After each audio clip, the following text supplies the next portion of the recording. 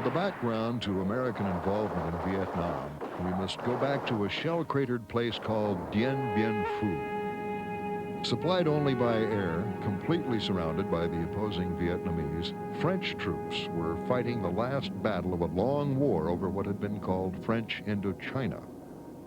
It's a strange three-cornered struggle. Non-communist Vietnamese fighting communist Vietnamese, some of both fighting French. The French fought a war that was based on different things. They fought a very conventional war as well in the north with organized units conducting operations similar to what we did initially in the south, using technology we felt wasn't adequate for the task, and so we'll go in and use those kind of tactics with better technology when we'll think that'll be part of the answer. The French also fought a very tactical war, if you will. They would go out in small units and seek out the enemy in a personal, hand-to-hand kind of way, whereas American forces are going to emphasize larger unit actions, and they're going to emphasize firepower, artillery support, and air versus going in and fleshing these people out by physical contact, if you will. And that's just. It might be a lesson we should have learned from the French, but it's totally counter to the American experience or the American way of war. We would prefer to expend firepower and munitions as opposed to lives. By 1954, the inevitability of a French defeat had become clear. Hanoi in 1954 reflects the ravages of long and bitter warfare. But for now, the fighting's over. The French are leaving. The Red Star flies over Hanoi. The communist forces move in. At a conference in Geneva, an agreement has been reached. It divides Vietnam into North and South, turns over the North to the communists, and marks the end of French colonial rule. The agreement also provides the machinery for bringing true peace to Vietnam, if the communists act in good faith. This is a bright victory for the communist world, and there are smiles. But not on the faces of the more than 1 million Vietnamese who deserted their homes and fled southward rather than live under a communist regime. Many left also because they had sided with the French or out of religious or economic necessity. In 1954, Vietnam was divided at the 17th parallel, as Korea was divided at the 38th. She faced the future with an imaginary line running across the country, symbolizing a separation which was far from imaginary. In the north, Ho Chi Minh, communist leader of North Vietnam, played the kindly, smiling grandfather. But behind the smile was a mind determined to see a united Vietnam. Ho Chi Minh is a father figure in North Vietnam, and he really got his start as a radical in the period before World War II. He's in France studying, and he gets involved in socialism and communism and those kinds of ideas. He goes home, starts to foment those kind of ideas. He's seen by the French as kind of a radical. But he really isn't much of a force to be reckoned with until the Japanese move in to Indochina, and he begins to lead this resistance movement, forms a resistance, begins to lead this movement against the Japanese, again receiving support from the Allies, specifically American support with both advisors and armament on a small scale, and is seen by the Vietnamese as they transition from the war against the Japanese to a new war against French colonialism, as kind of the father of their country, their founding leader.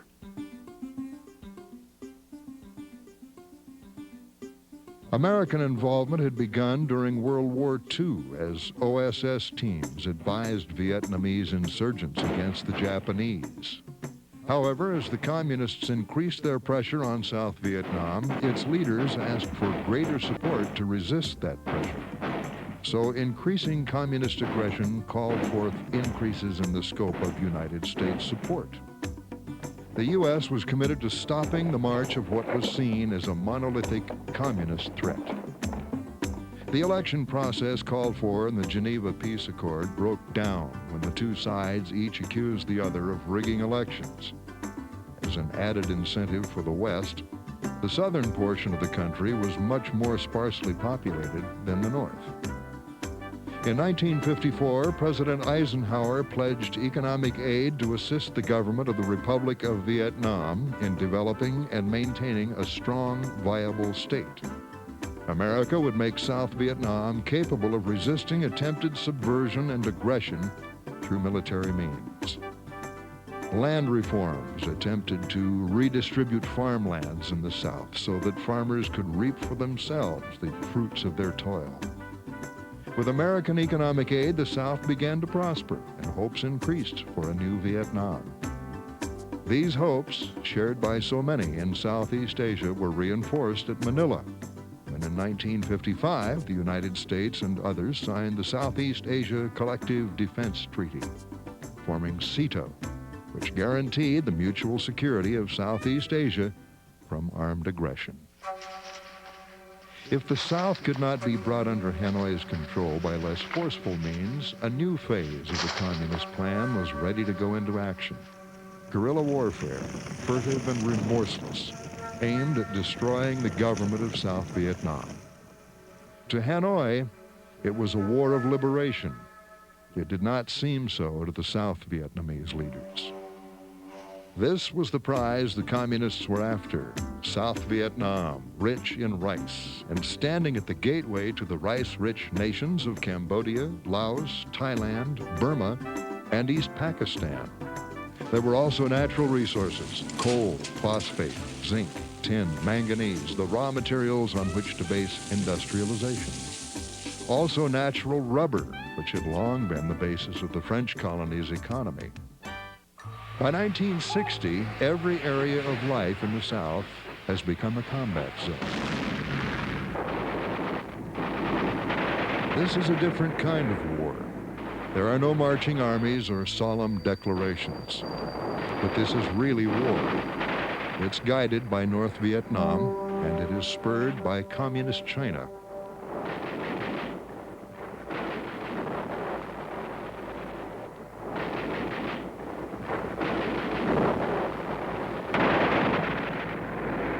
By 1961, the South Vietnamese are hard-pressed and send out an urgent call for help.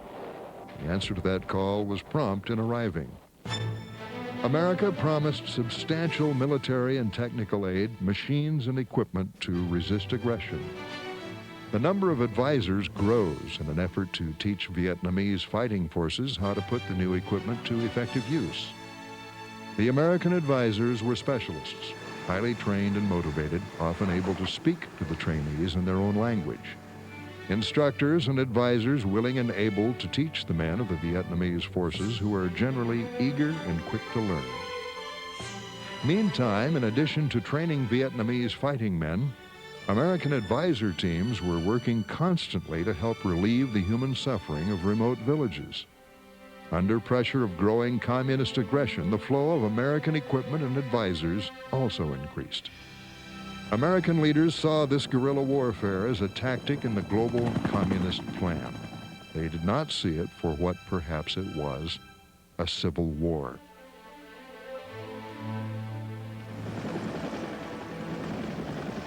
America felt a global commitment then to support the South Vietnamese in their efforts to stem the rising tide of infiltration and attack from the North, especially since aggressive guerrillas with no citizenry to protect can tie up forces 10 times their own number. American-style organizations with superior equipment and mobility were used to increase the ability of the ARVN to carry the fight to the enemy swiftly whenever its presence became known. However, this was a new kind of enemy and war, and increasingly the ARVN were being defeated. There were no front lines here. The war was everywhere, against an enemy that was seldom clearly seen. American organizations, equipment, and tactics in the hands of the South Vietnamese were found to be wanting. Losses mounted as the enemy was never very far away, certainly within shouting distance.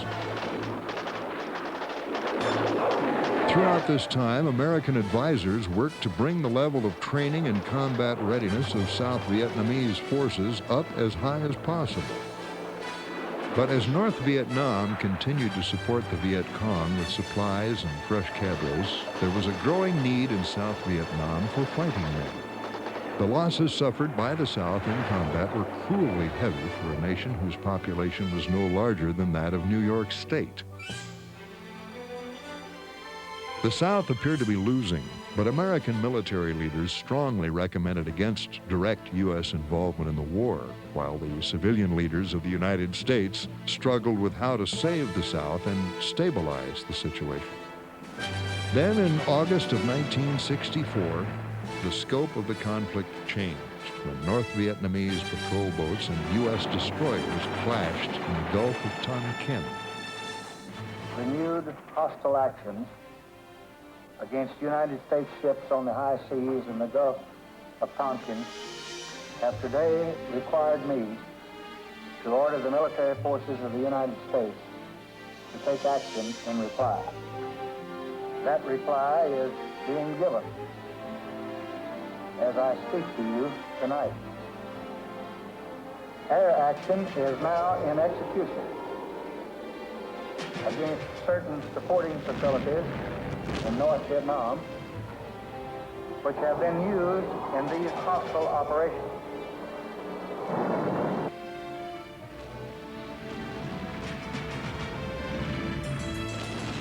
The Gulf of Tonkin incident is this, many would say it was a setup by the American government to arouse the American people to allow us to intervene in the war.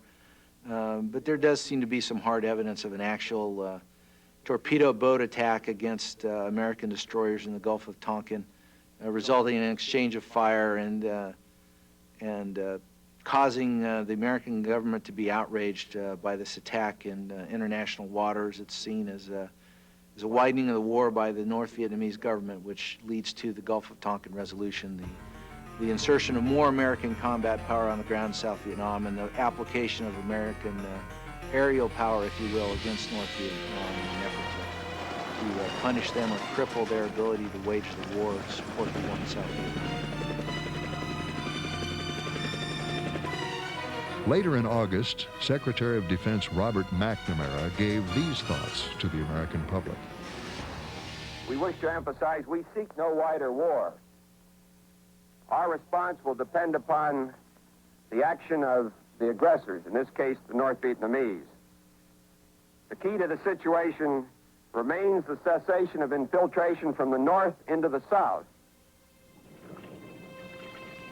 This is one captured shipment of Viet Cong arms that the American government used as proof of the infiltration. There are 1 million rounds of small arms ammunition, 3,500 rifles, submachine guns, and some 4,000 anti-tank and mortar rounds. And there's no doubt about the source. The Chinese markings are unmistakable. To meet the aggression so clearly evidenced here, the U.S. meant to show strength and resolution. We do not seek the destruction of any government, nor do we covet a foot of any territory. But we insist, and we will always insist, that the people of South Vietnam shall have the right of choice, the right to shape their own destiny in free elections in the South or throughout all Vietnam under international supervision. And they shall not have any government imposed upon them by force and terror, so long as we can prevent it. We do not want an expanding struggle with consequences that no one can foresee, nor will we bluster or bully or flaunt our power. But we will not surrender, and we will not retreat. As the diplomatic effort continued, American advisors and their compounds in Vietnam came under increasing attacks.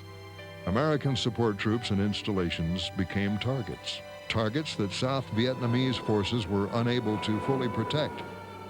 But in this war against people, the high explosives were not only aimed at men who bear arms. The American embassy in Saigon itself becomes a grim battleground scene as Viet Cong terrorists single it out for a bomb attack. It was all part of a carefully planned and continuing campaign of terror against both American and South Vietnamese civilians. The risks for Americans were real, just as the stakes for which they struggled were real.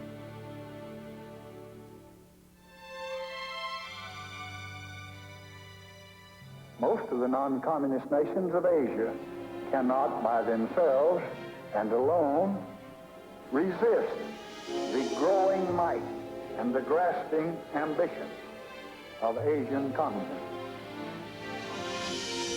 We intend to convince the communists that we cannot be defeated by force of arms or by superior power.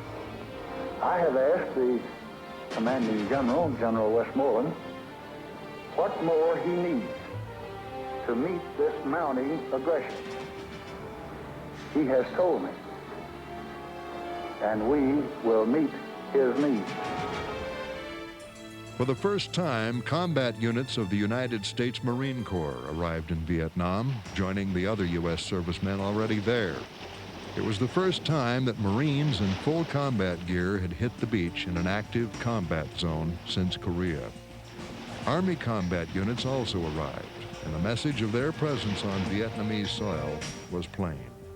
Americans were staying and would defend themselves. Upon commitment to the war, the military leaders gave up their reservations and pressed for the ability to pursue offensive action.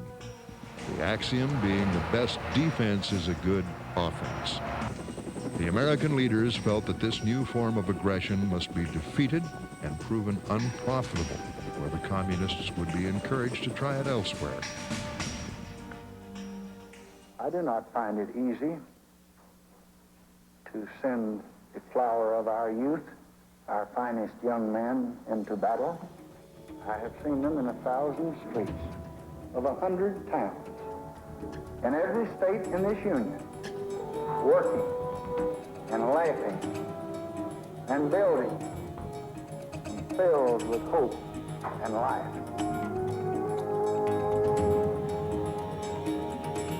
But as long as there are men who hate and destroy, we must have the courage to resist. We did not choose to be the guardians at the gate, but there is no one else. Nor would surrender in Vietnam bring peace, because we learned from Hitler at Munich that success only feeds the appetite of aggression. Moreover, we were in Vietnam to fulfill one of the most solemn pledges of the American nation. 3 presidents, President Eisenhower, President Kennedy, and your present president, over 11 years have committed themselves and have promised to help defend this small and valiant nation. Strengthened by that promise, the people of South Vietnam have fought for many long years. Thousands of them have died.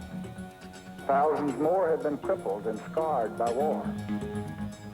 And we just cannot now dishonor our word or abandon our commitment or leave those who believed us and who trusted us to the terror and repression and murder that would follow. This then, my fellow Americans, is why we're in Vietnam. The war will change complexion with the insertion of large American ground units. And the early days of the conflict with American units involved in Vietnam will see some almost crushing victories by American forces against Viet Cong units who attempt to fight a stand-up battle with the Americans. You have the marine operation in the Central Coast. Will crush a Viet Cong battalion against the water, basically, and pretty much destroy it. You'll have the operation by the 173rd Airborne Brigade and some Vietnamese units in the Mekong Delta. That's Operation Marauder, and they'll go down there and destroy one Vietnamese Viet Cong battalion and destroy the headquarters of the 2nd Battalion.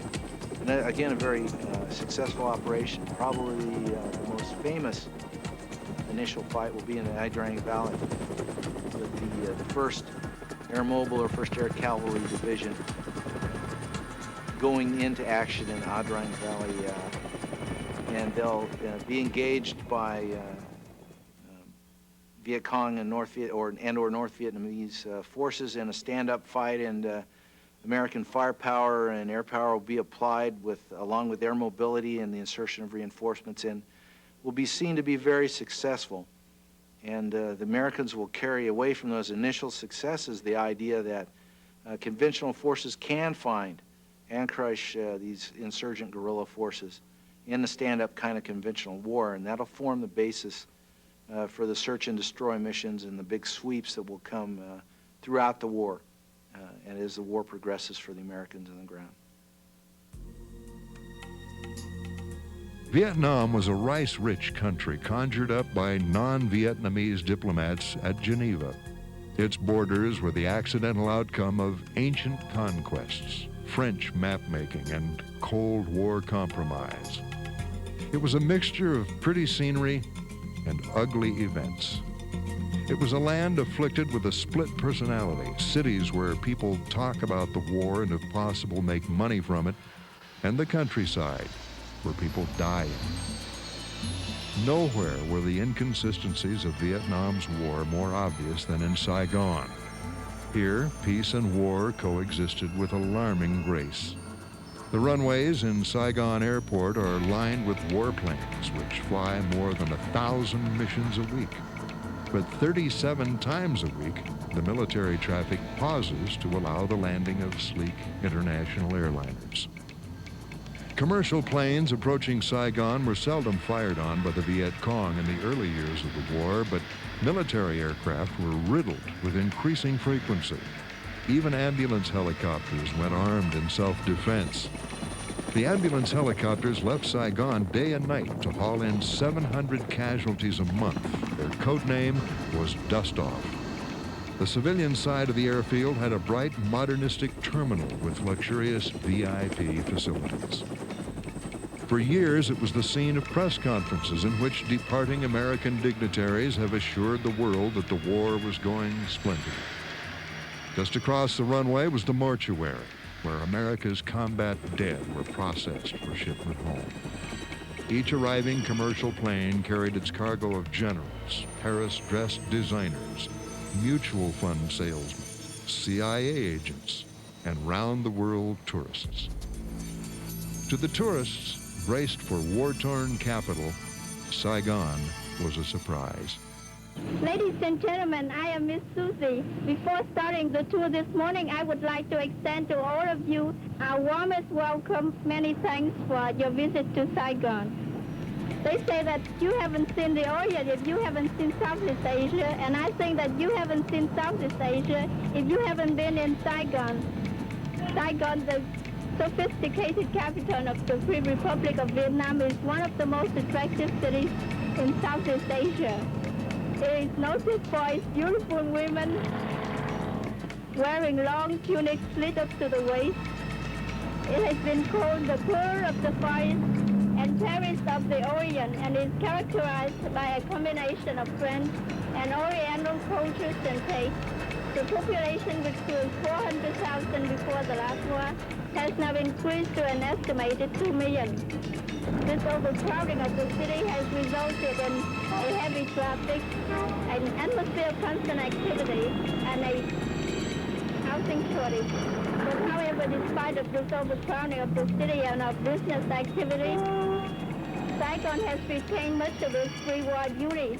Many public gardens, streets bordered with trees, and sidewalk cafes, etc.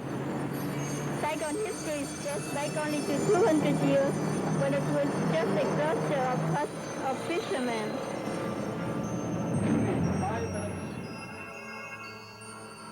What Miss Susie might have added but didn't is that American aid money, $3 billion, created a fine city for shopping. Markets glittered with imported typewriters and also black markets, hawking stolen United States military supplies.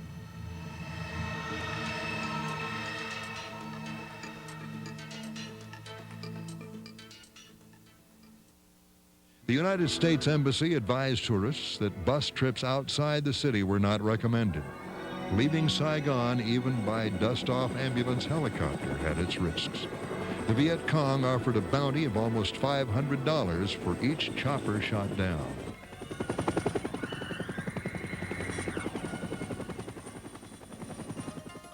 In 10 years since independence, Saigon never had a popular or competent government. President Diem had used underground vaults here to cage political prisoners. Diem's murder was officially described as accidental suicide, a phrase which illustrated the Vietnamese talent for rationalizing away unpleasant facts. In Saigon, the war did not affect the traditional 2-hour lunch break. As one American put it, we haven't taught the Saigonese to win a war, but they have certainly taught us how to lose one pleasantly. In a war where statistics are often cited to show that the U.S. was winning, it was surprising that there were no accurate figures on the number of friendly people killed or wounded.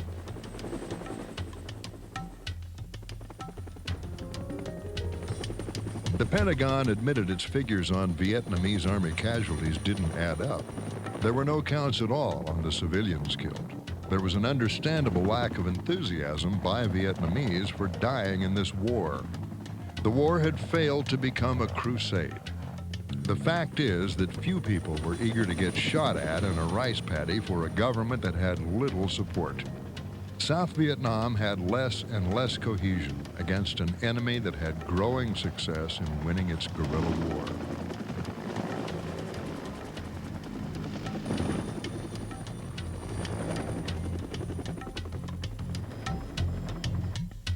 Saigon's sunbathing intellectuals frequently criticized the United States for having taught the Vietnamese how to shoot, but not how to love their country.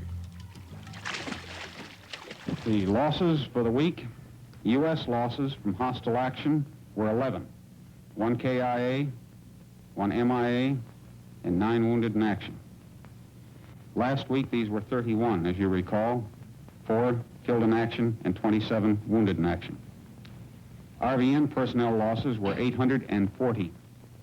WIA, 505. Missing in action or captured, 120. VC losses, personnel, 305. Of these, 235 were KIA, 70 were wounded in action. The kill ratio this week was about equal. Actually, it was 1.121 in favor of the government. At about 8 o'clock, all the shops are closed down, and then the nightlife begins with many nightclubs and night strollers, couples of young boys and girls, and the many dazzling neon signs. Saigon is the place where you can have fun. Under the French, Saigon was famous for opium dens and as the world's biggest brothel. Now, the nightlife is for Americans. Despite the curfew, business was good. A Coca-Cola here costs $2. American bourbon was plentiful, and the bar girls spoke English while holding hands.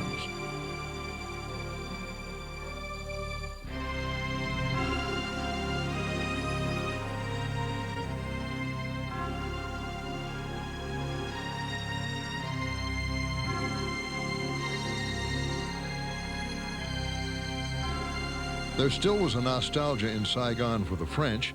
The can-can is heard from time to time as a kind of body epitaph for 100 years of French colonial rule and 140,000 French military casualties in their 8-year war against the Viet Minh guerrillas. Until the very end, the French generals were convinced their modern equipment and air power could prevent defeat.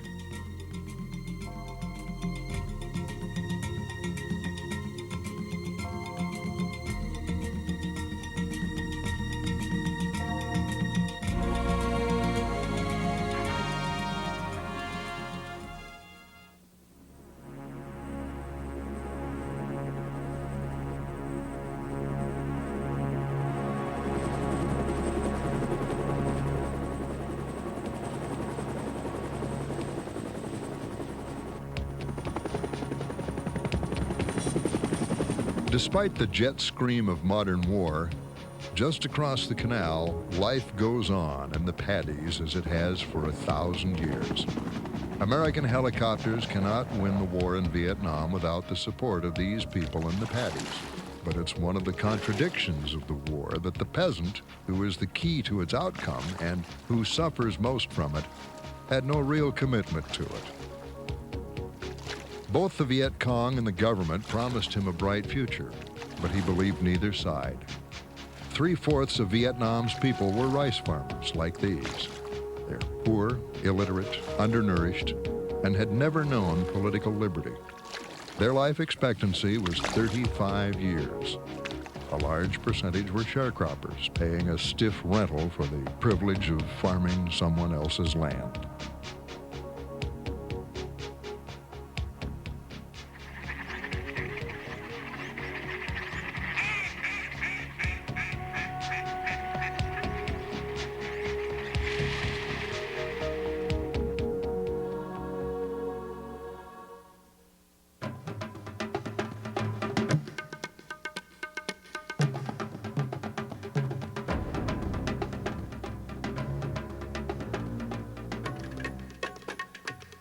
Most primitive of the people caught up in the war in Vietnam are these Montagnards, who inhabit the vast highlands. This is a village of the Radai tribe. Among other unique attributes, the Radai have a matriarchal society in which the females propose marriage. Family wealth is passed on to the daughter. The lowland Vietnamese call the Montagnards barbarians and generally consider them inferior beings. The Montagnards, in turn, detest the Vietnamese and cling to their own tribal ways. I was on a Special Forces A detachment in the highlands of Vietnam. The Montagnards are like the American Indian. There were several tribes, and even though they had the same language base, there were different dialects. We communicated primarily through interpreters.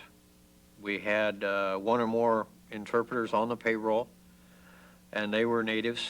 The first one we had was Laotian, and I have no idea how many languages he spoke. I mean, he spoke beautiful English, he spoke Vietnamese, he spoke Cambodian, he spoke French, and several Montagnard dialects. The guy was a young man, in his 20s. He was phenomenal. And so most of our communication was that way. Some of the Americans had some Vietnamese language school experience, so they could communicate a little bit. Some of the Americans spoke French. So a lot of the Vietnamese officers had some French because it'd been a French colony, and they'd been taught, if they'd gone to a Catholic school, they'd learned French as a second language. So through a mixture of languages, through interpreters and hand and arm signals, that's how you communicate.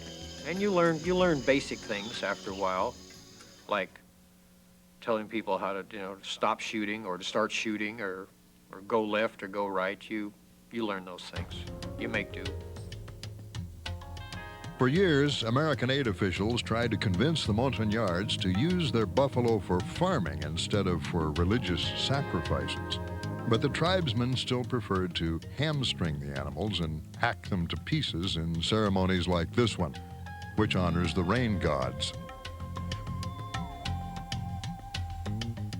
We used to receive from Nha Trang, which is the Special Forces headquarters, once a week, an airplane would come in with 2 cows, 2 live cows. And that was our fresh meat for the strike force, for the camp, for a week.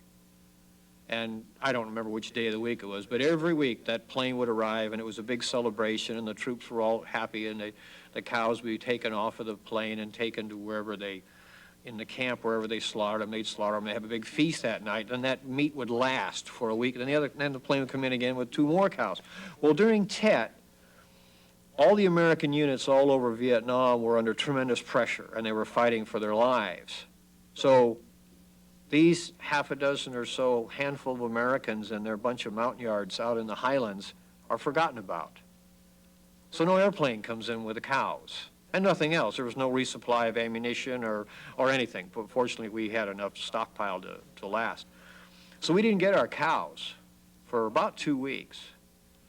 And the Montagnard tribesmen were getting tired of eating World War II C rations or K rations, or K rations, not K, Korean War vintage C rations. So the Vietnamese camp commander and the American commander, my boss, decided that we would try to find a cow, that we would buy a cow. Now, our village didn't have any cows, and the nearest village was about 8 miles to the east towards Kon Tum across this large river. And of course, there were other villages outside of Kon Tum, between the river and Kon Tum. So another American and I took about a 50-man patrol, and we went east to buy a cow. And we walked the 8 miles down the road to the river. And fortunately, normally at the river there was a small town, we can call it a town, like a village, and there was normally dugout canoes there, made out of logs, where if the river was too high, you could signal them and they'd come across, and for a few pennies, they'd give you a ride across the river. And that's how we used to get back and forth across the river normally. Well, there was nobody there, of course. They'd all ran off and hid or whatever when the North Vietnamese had come through. But fortunately, the river was down to where we could wade across. And it was really eerie going into this little village, and there's no signs of life, and there are no people, there are no dogs, there are no chickens, there's nothing. So we moved through that, and we kept on down the road, and finally we came to a village on the outskirts of Kon Tum where there were some people. And we sent the interpreter and a Vietnamese officer who was with us to go talk to the local mayor or chief or whoever to see if there was anybody there that had a cow that they would sell us for the price that we were willing to pay. And while this was going on, they had a little, like an open-air cafe bar there on the edge of the road. So the other American and I, we sat down and had a couple of warm beers. And we could hear the fighting going on at the two American compounds and South Vietnamese Army compounds in Kon Tum, just a couple, 3 miles away. We could hear the shooting going on. And so my buddy, who was a little crazy anyway, he got on the radio and called them up and asked them if they needed any help. And then they asked him where he was calling from, and he encrypted our location and sent it to them, and they were quite upset that here they were under siege in Kon Tum, being hit with ground attacks and mortar and rocket fire all the time, and we were sitting in a bar about 3 miles away having a warm beer trying to buy a cow.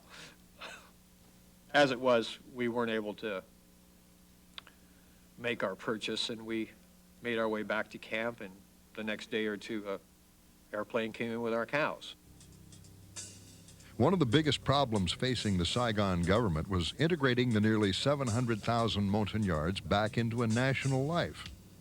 Despite their backwardness, the Montagnards occupy over half the total area of Vietnam, and they were born fighters. Many of them fought with the French and wore their medals proudly. The American Army had success in training and arming the Montagnards, but the program received a jolt when Montagnards mutinied and slaughtered some 60 of their Vietnamese officers and NCOs. An American-mediated truce quieted the situation, but the traditional enmity between the two peoples remained. The Montagnards are the original, by original, I mean the last couple thousand years, they're the original inhabitants of that part of Southeast Asia. The Vietnamese are of Chinese extraction, and they came down from the north 500-600 years ago. and they took all the prime rice-producing land, which is the lowlands, along the coast and in the valleys, and they forced the natives up into the hills, into the jungles, and into the forest, into the mountains.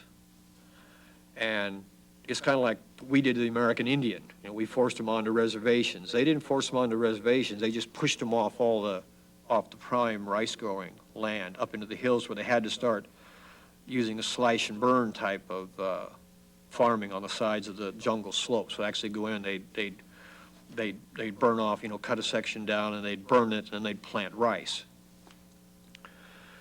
So the Montagnards have no love for the Vietnamese, and most of the ones that I was working with were happy as long as they were killing Vietnamese. They didn't care if they were South Vietnamese or North Vietnamese or East Vietnamese or West Vietnamese. They didn't care. As long as they were killing Vietnamese, they were happy.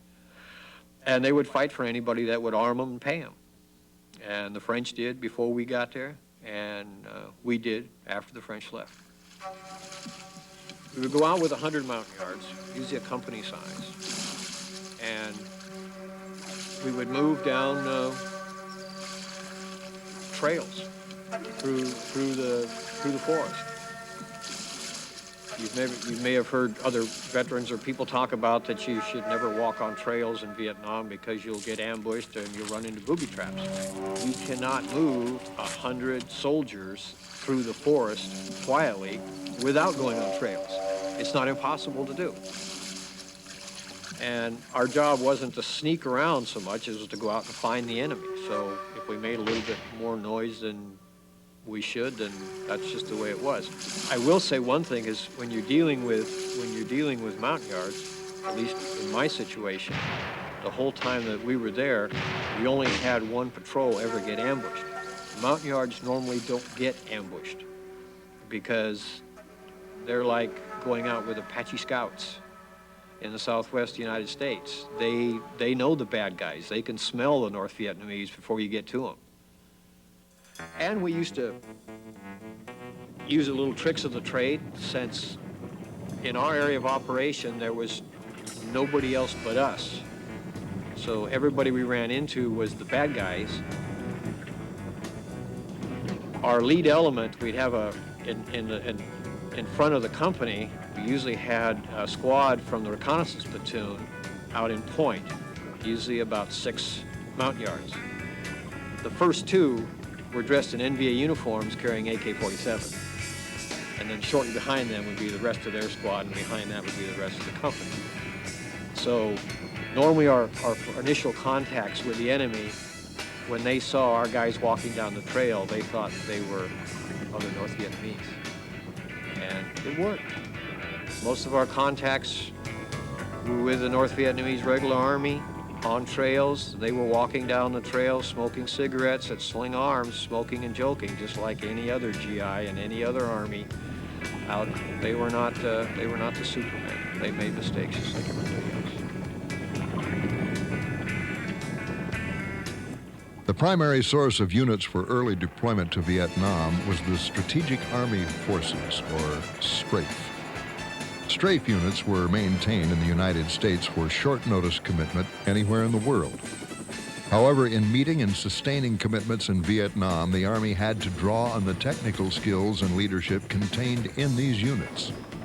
In addition to units, most STRAFE organizations provided individual replacements for Vietnam. Increased requirements for soldiers caused training center capacity to grow from a population of approximately 115,000 in July 1965 to a figure almost double that in 1967. The 16 training centers benefit directly from the Vietnam combat experienced instructors and the highly qualified and specially selected drill instructors. These trainers represent a prime block of 44,000 men drawn from the Army's combat-skilled manpower resources. But even more, they comprise a group of professionals who have demonstrated their determination and devotion to their trainees by providing them with knowledge and skills needed to face the enemy. All personnel being assigned to Vietnam received special training for service in that country.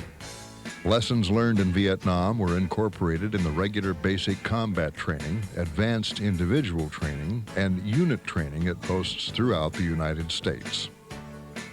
The preparedness of American soldiers in Vietnam is one of the issues that historians and military officials have gone over and over and over again. Early in the war, when the American forces first went in, there were a lot of career NCOs. They had combat experience in Korea for the most part. The Army was pretty well trained. The soldiers were draftees, but there hadn't been a lot of changes to the draft system or a lot of exemptions put in place. So generally speaking, the Army that goes to Vietnam early in the war is fairly well trained, very well equipped. The leaders are career people with a lot of experience. Selected officers and non-commissioned officers are given special jungle warfare training. The U.S. had to activate, train, and deploy many types of units, such as aviation companies, which did not exist in the Army's structure in sufficient quantities. By the end of the fiscal year 1966, the OCS output totaled 3,600, nearly twice the size of the original program. Additional schools opened to train officers in specialist branches of the Army. The Army's Officer Candidate School output for fiscal year 1967 reached 19,000, a more than five-fold increase over the previous year, with a subsequent dilution of the quality of the leader produced. But American military leadership felt required to put a positive spin on the situation. As the war progresses, the draft system's tweaked a little bit. There are more exemptions. Different segments of society perhaps are excluded or allowed to avoid service. You get, because of the increase in forces and the worldwide commitment of the Army, you get a dilution of leadership. And by that I mean the sergeants and the lower grade officers didn't have the experience in combat before. They were being brought in and trained faster. The force had increased vastly, so the number of people required was greater. So the services weren't as selective. And all these factors combined with what's going on in Vietnam and what's going on in society tends to reduce the level of training and experience in the Army. So the Army late war is much different and not as good as the Army in the early war. The strain of the commitment to the war in Vietnam stretched the U.S. Army to the breaking point, and some say beyond it. To offset deployments for Southeast Asia and to try to be prepared to deal with crises elsewhere in the world, the Army established within the Army National Guard and U.S. Army Reserve a selective reserve force. The force consisted of 3 divisions, 6 brigades, and certain combat and service support units for a total authorized strength of approximately 150,000. As the war effort continued to grow, the Army pursued a massive logistics effort. The procurement of new equipment, weapons, ammunition, and missiles had to be stepped up from over $2 billion a year in fiscal year 1961 to over $5 billion in fiscal year 66. When one considers that hundreds and thousands of items had to be procured, packaged, transported, and delivered some 8,000 miles in an orderly manner to permit their use when and where needed, the magnitude becomes apparent. For example, in the year ending July 1966, some 77 million gallons of gasoline, 70 million gallons of helicopter fuel, 60 million packaged combat meals for troops, 60,000 vehicle batteries, 71,000 tires, and 750 million rounds of small arms ammunition were sent to Vietnam. The possibility for error or corruption was also apparent. Other innovative approaches to solve the counterinsurgency problem were tried out. President Kennedy created the Special Forces in the early 1960s to meet the kind of challenges experienced in Vietnam. Use of Special Forces units in Vietnam increased dramatically as unconventional warfare efforts grew. The coordination between the United States and Vietnamese regular and paramilitary forces was constantly worked on and developed. This was a coalition war that saw many changes in who was in charge of what. This relationship changed with the political climate of U.S. involvement in Vietnam.